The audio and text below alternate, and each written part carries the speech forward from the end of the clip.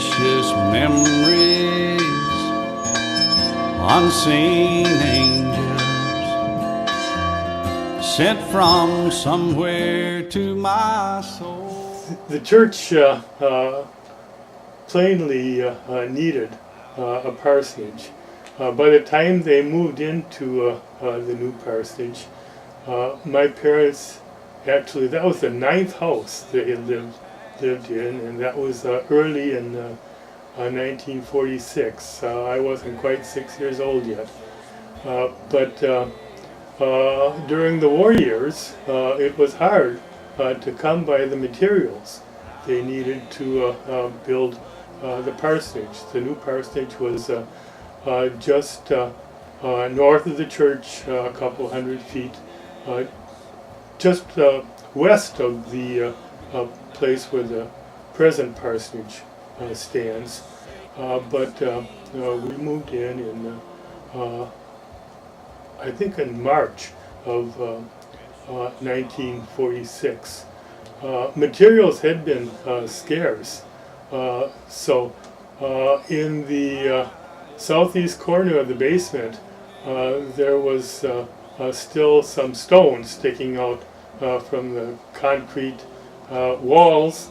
They had run out of dynamite during the war years when they were blasting to do the excavation for the house. The house itself was built with rather ancient lumber. They had acquired the defunct Methodist church that had been standing idle for many years. It was called the Little Brown Church on the northwest corner of Lakeview and Airport Roads.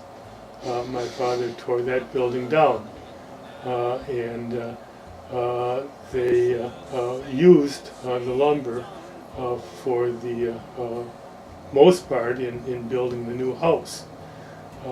That house succumbed to the carpenter ants some years after my parents left, and had to be replaced in the 1970s by the house that's there now.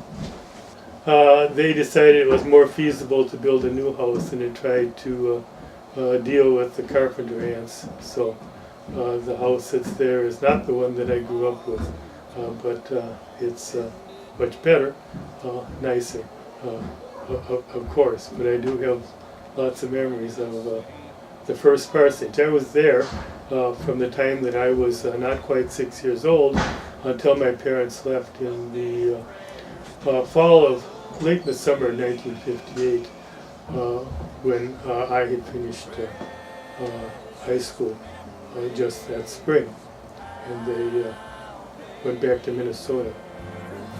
How they ever flood my soul.